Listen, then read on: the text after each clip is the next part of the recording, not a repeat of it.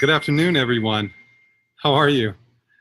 This is Kelly Nazat for Soul Lab, and I wanted to welcome all of you that are new to Soul Lab and to the 13-week online workshop series.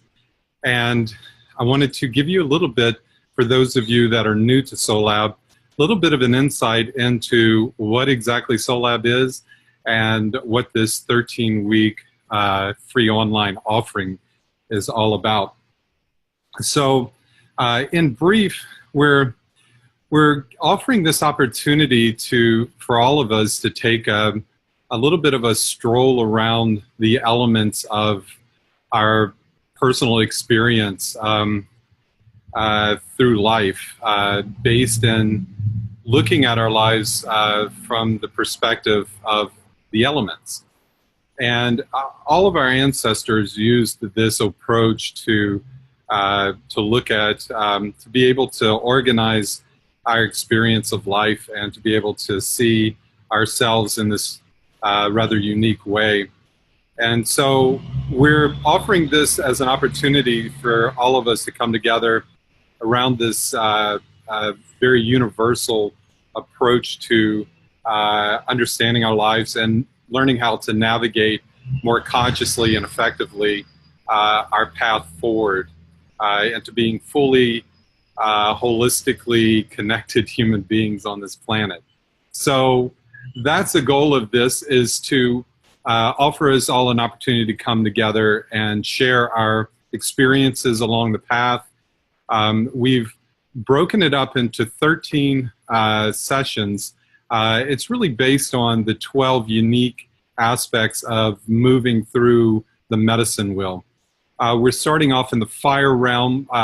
This past week, we completed the first stage of fire, which is really this heightened state of fire being this sort of identification with ourselves as the hero of our own story and recognizing some inner fire within us at this time in our life that's bringing us out into the world, that's propelling us out of the mundane, everyday world of this world, right, to something bigger, something that actually inspires us, makes us excited to wake up in the morning and be a part of all of this life we're living.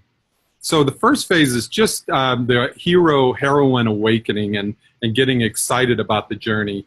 We're offering a lot of meditation series on our Patreon site for Soul Lab, but we also have plenty on the Soul Lab group now that you can go to in the file section, in the video section, if you want to look ahead or reflect back on what's already occurred. We've accrued quite a few insights there.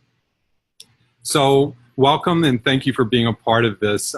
We had, I think, a few hundred new people join us, so that's very exciting.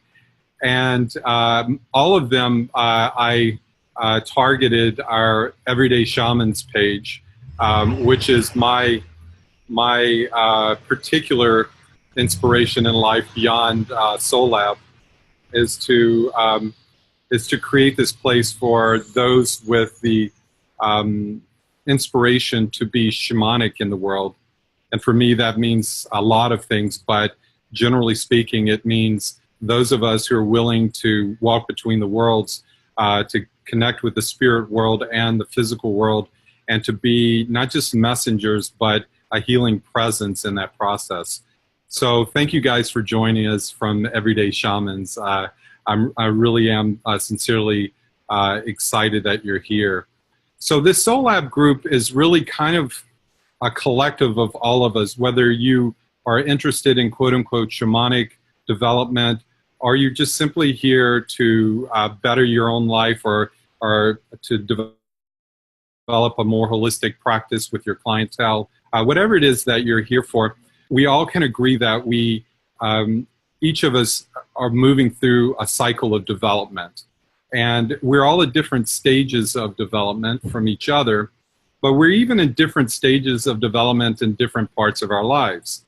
So I'm spiraling through one level with Soul Lab, where we're kind of moving through the earth realm, where we're building a team and getting people together and products are coming into play and things are coming into this well-formedness. But that's from, it's been almost 20 years now. This idea started off as when I was in graduate school for clinical psychology, this idea of not choosing a path or a way that was distinct in terms of, am I a cognitive behaviorist, or am I a clinician, or am I a social worker, a humanist, or any of that. It's really holding a space for all of them to come together. As I began to see in school, there was this idea or this sense that we're all surrounding this crystal reality, right? If you can imagine. It sounds very New Agey, I know. But if you can imagine reality being this giant crystal that we're all hovering around, we're each looking into a unique facet of that crystal. And each view in offers a very dynamic, very important insight into the nature of reality. Each view in is vital, yet none of them are complete. And as I kind of moved away from this view initially of, you know, all these different theorists seeing different perspectives, but each one of them being coherent and true and whole in themselves, I got a bigger meta view of the whole process, where as you can pull back and get a bigger picture of what we're all going through, you can see that each one of us is a bit of a pixel of a bigger pattern emerging. So what we're looking at in Soul Lab, what is that bigger pattern emerging?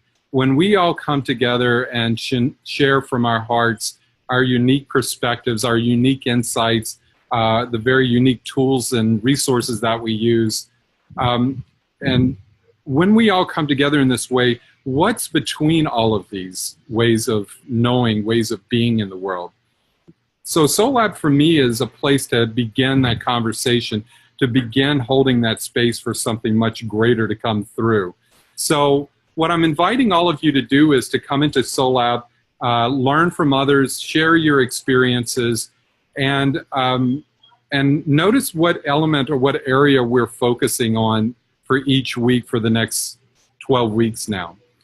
So first week's Fire 1, the hero awakens. We're excited about life. We're excited about something. It's so important to have some fire in life, or else it's just very hard to get out of bed. So this is really honoring that and expressing that, and we gave a week to focus on different ideas about what are some of the challenges of you know, from your own identifying with that. Who are some of the models that you have in ego development, identity development, and those sorts of things. This week, we're moving it out into the world. So first area is like very much still in this vertical axis of self, you know. It's very self-aware. Maybe it's a higher level awareness, but it's still us. It's still internal. So the middle part of Fire is an invitation to bring that out into the world and to express something quite unique that is taking that vision out into the world. So middle Fire is really about inviting this higher level insight to be taken into the world of creative expression, creative exploration. So I'm outdoors in New Orleans, and as I'm trying to create this moment, I realized that I didn't think about the yard guys. So I think it's going to be okay. I mean, there's a lot of noise, but we'll have to deal with it. So, okay, focusing on this, maybe it isn't. I'm going to walk you inside with me, and luckily can I do this? I don't think I could do this. No, we're going to have to stick with the noise. I'm sorry about that. Part of the fun of being live, right? So what I want to do is give a little bit of insight into what Fire 1's about. I mean, Fire 2.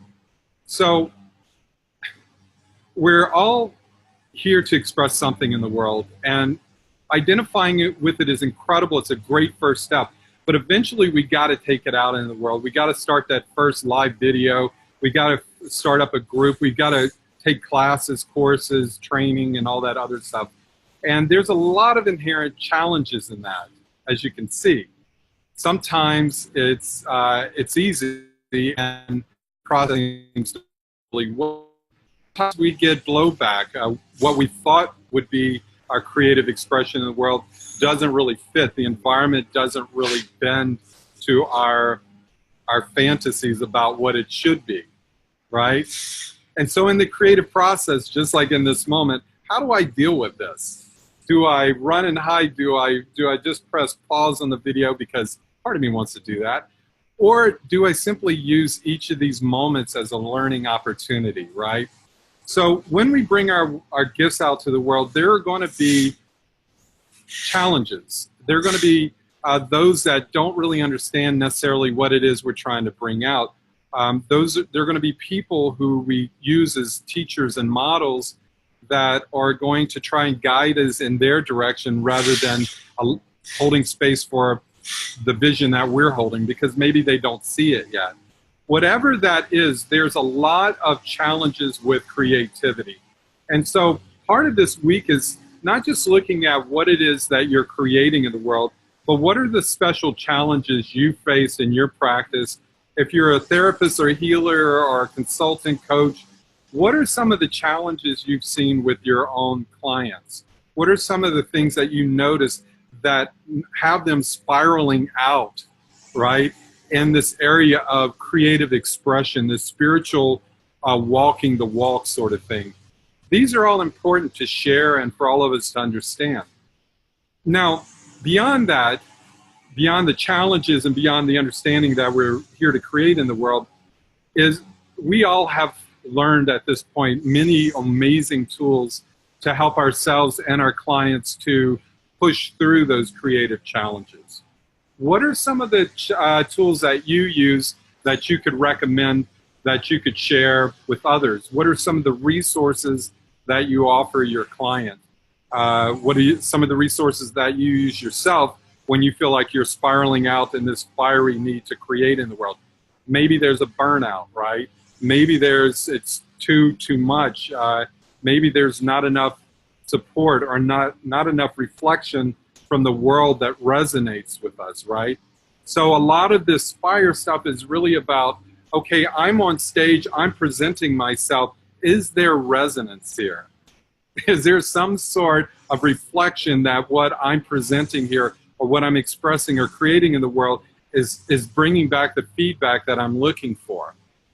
Now, what's lovely about the fire realm is it's going to offer you this opportunity to recalibrate.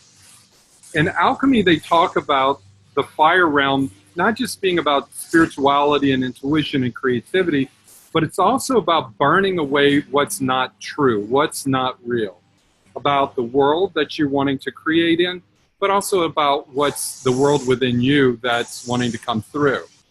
When I was in graduate school, I got into this clinical program, and I was so excited to bring shamanic sensibilities into a clinical world.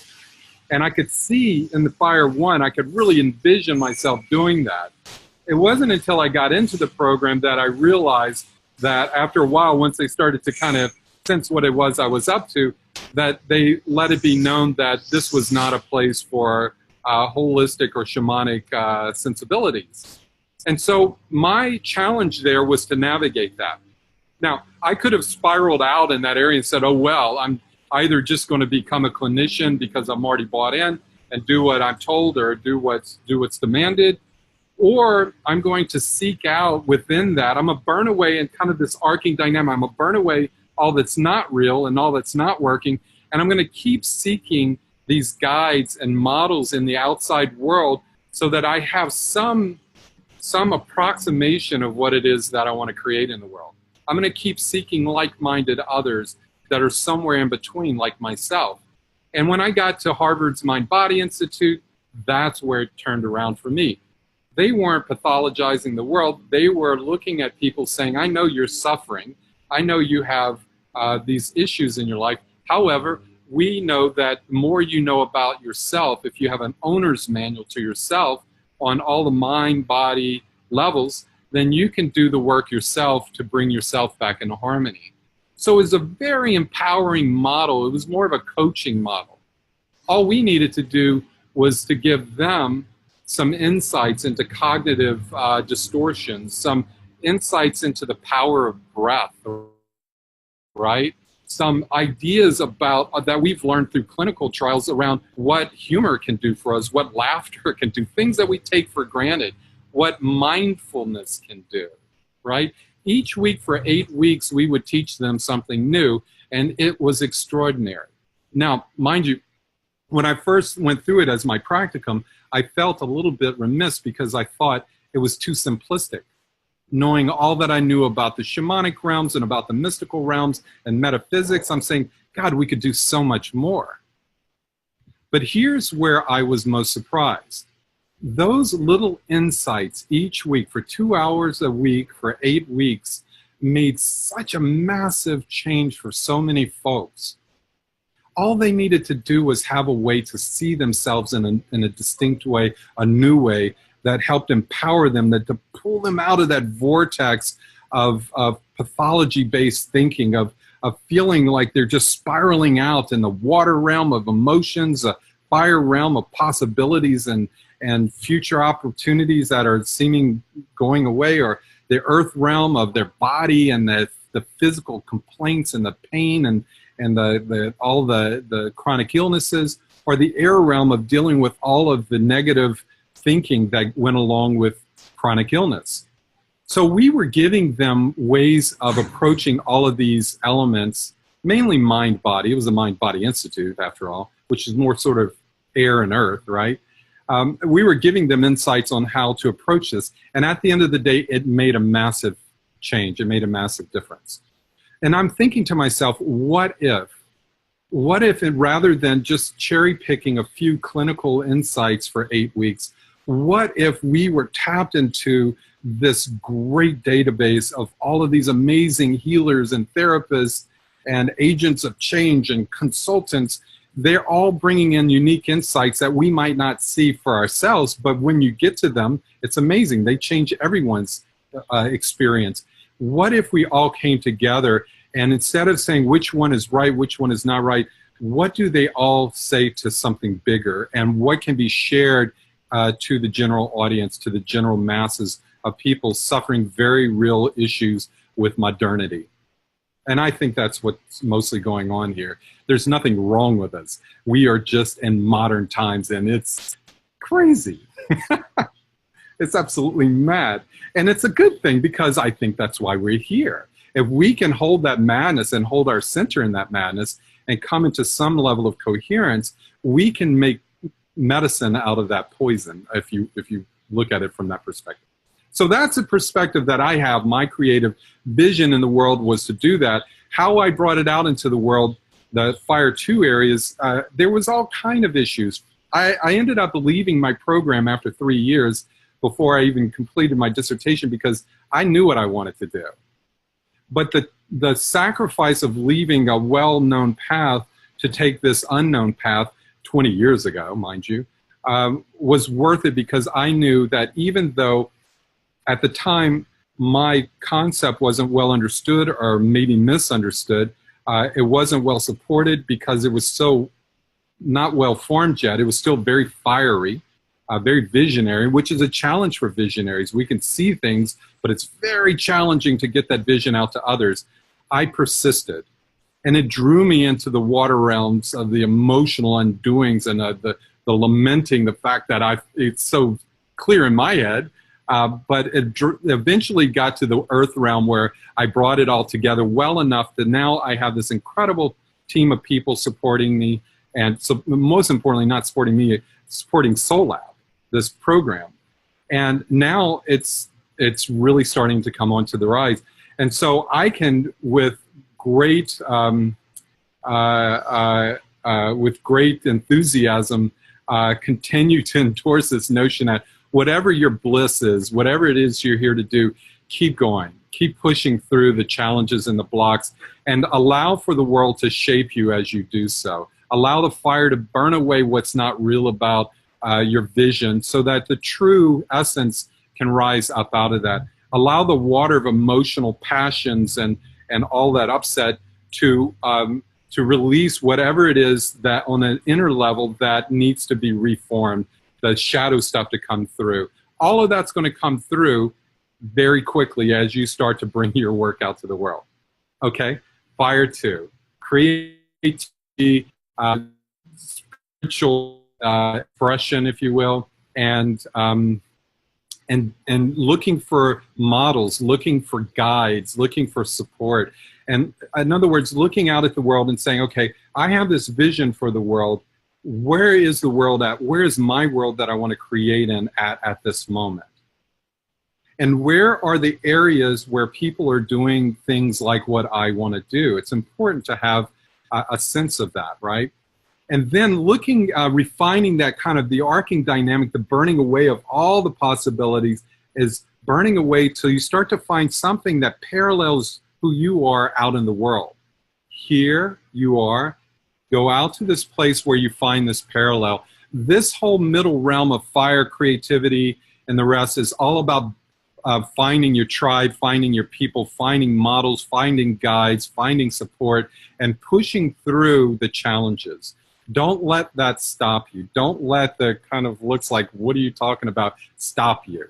Don't let the looks of like, you can't do this in a clinical practice stop you. If your practice is getting in the way of becoming who you're here to be on an ultimate level, I don't know. You got to make that decision up for yourself. But my inclination is say, follow your bliss. Do what is real for you, because that's the only way you'll be happy. You might be a very capable clinician, but if it doesn't feed your soul, something needs to give, something needs to change. And that, in essence, is the creative gauntlet. Are you willing to continue the march? Joseph Campbell's hero's journey, the initial fire 1 is, oh my God, I'm on fire. You know, I'm going out and conquering. But immediately the second part of it is the refusal of the call, right? It's like, never mind, it's too much. They're not into it. They're not gonna, I don't even know how I'm gonna do it. It's too much.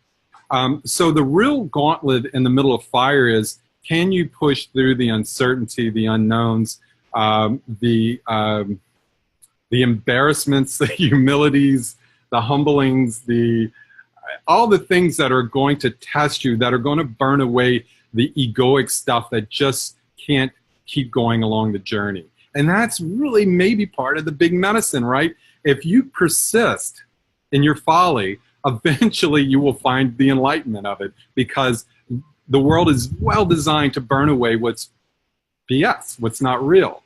So, okay, so that's our big goal. Who are your models in this world? Who are the people that you look at and say, God, I would like to be not them, but something like them? Who are they?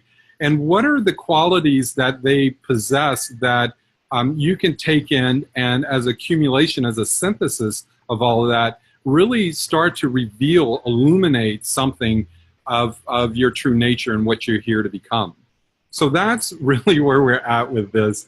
And I'm going to look here real quick so I can get it all. I'm actually becoming more organized as we go along. I'm very fire and water, but on this journey, I've become very earthy, and with my dear friend's help. So take the leap, seek opportunities, seek models, right? Seek guidance and support, face your challenges, and learn from them. And be willing to let go of what is not working in your personality and the way you present. I mean, if I can do it, anybody can do it. But be willing to do that. If you're serving something higher, you're willing to burn. You're willing to burn off what's not working. So that's an okay giving kind of thing. So this is our fire walk, right? Walking our walk, walking our talk. The goal of the middle realm of fire is to advance spiritually by walking the walk. And that's a big part of it.